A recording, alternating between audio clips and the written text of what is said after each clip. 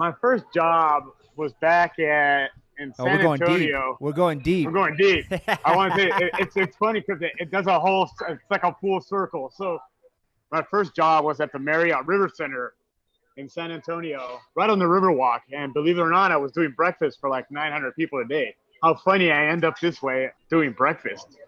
Never thought myself that breakfast would be my final resting place as far as the culmination of my career. But I grew up in El Paso. I went to school in San Antonio, lived there for 10 years. So I was engulfed in the Latin flavors and all that. And that's my background, basically. That's where I get the Latin flavor from. My grandma always cooked that stuff. Just being around those bold flavors. So I moved to Vegas 97, I believe. And my first job was at the Mirage with Alex Strada. I was his broiler cook.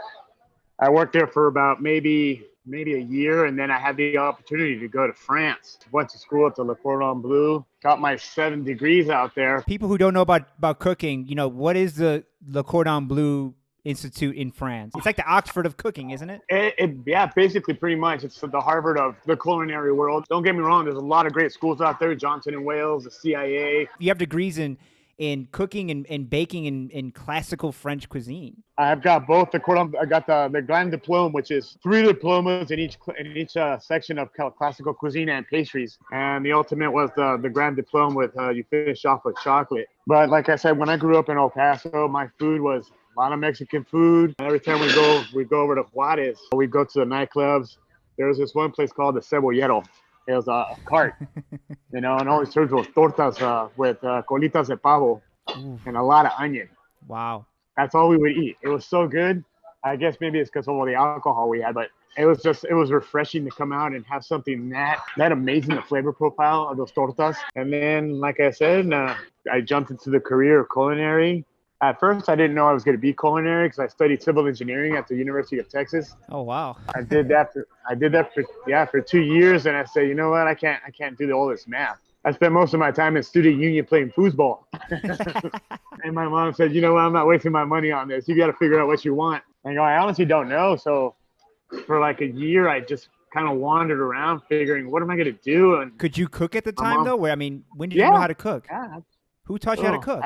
Just being around the food a lot, playing around a lot, my grandma. And then, like I said, throughout my career, being around all these great chefs, it just kind of formed yourself into what I've become. I've always been around food. And that's when I realized after all the civil engineering classes and all that architecture stuff, like I said, I took that year off. And that's when it hit me. It's like, let me go to school. So I went to school in San Antonio, the CIA out there. My mom offered, believe it or not, she offered to pay for my school in France. I'm like, really? At first, I was scared as shit because I didn't know any culture over there. It was culture shock. Right. Language. Right. Living on my own. It was different for me. And, the first couple of months, it was hard to adapt to the language because everything was taught in French. All the students get there. They did orientation. There was about 150 of us. From all over the world. All over the world. Wow. We're the only 2 Americans in there. Wow. My brother and I. And out of 150, at the end of the course, the 3 courses, I think only 8 of us graduated. That's all there was left. It's a pretty rigorous course. I come out here and I was so engaged in learning about food and all the fine dining. I mean, I've worked at every hotel. The Mirage, Treasure Island, Planet Hollywood, the Aladdin, Silverton, Red Rock, the Link. I've done all that. At that time, I was so eager to learn the foundations of cooking, seeing how chefs work with product knowledge, how they apply themselves. And you see their dedication to their form of art. And now it's not just throwing stuff together, it's putting love into that food. I got to the point where, you know what? I'm tired of the corporate world. I want something for me and as a chef. The ultimate culmination as a chef is to own your own place. I'm implanting a part of who I am into not necessarily my food, but to the atmosphere that we created here at Kitchen Table. This is my house.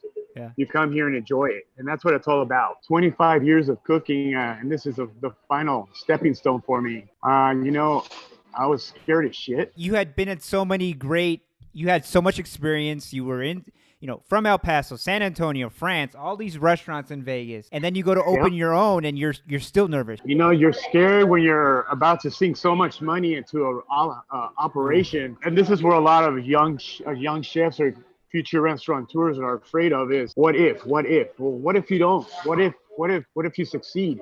Yeah. There's a lot of what ifs. You've got to jump off that cliff, man. And sure, you're going to get bumps and bruises along the way. And I still am to this point, but you've got to make that leap, and there's no other way around it. And to see the benefits of the fruition of all the hard work that I've done. And the first time I did it, I had no idea what I was engulfing myself into. I essentially pretty much got married to this restaurant. This is my wife, basically. But you have to do it like that, right? Any passion, any project, you got to marry it, right? All abandoned or nothing. I mean, you can't go in half-ass expecting to get great results. It just doesn't work that way. Trust me, I've had my struggles. I've had a lot of failures throughout my career. But at the same time, I can still say that, kitchen table's here.